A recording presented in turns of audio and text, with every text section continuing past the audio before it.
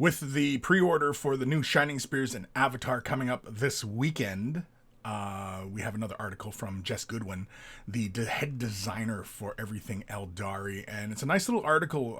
Basically, Jes Goodwin talking about basically his design process and everything like that, and of course pointing out the nice little details, like for example on the Shining Spears, it's a crystal at the end. I never even noticed that's a crystal on the end of their spears.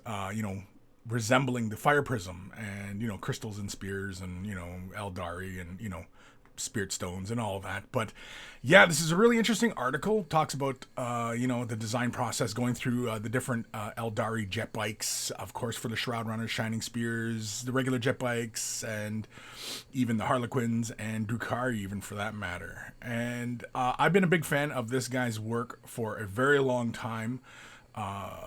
And he also produced a book way back when, Eldritch Secrets or something like that. I can't remember what the heck it was called, but it was a really good book. And yeah, it was basically just all his sketches and everything like that. And so it gives you a bit of insight.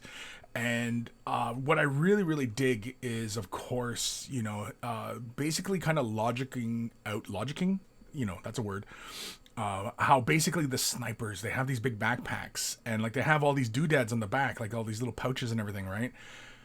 It's to imagine that the sniper disassembles his rifle, puts his scope away, puts the barrel, or he has extra barrels, or you know what I mean? Like they just have more gear on them because they're out on their own all the time. And I like that attention and that little bit of narrative in the sculpts. I really like that. That's a really interesting touch. I never considered it, that why they even have these giant ass backpacks on them. And yeah, so I definitely would recommend, if you are like me, you enjoy everything Eldar, yeah, check this one out. It's a fun little read.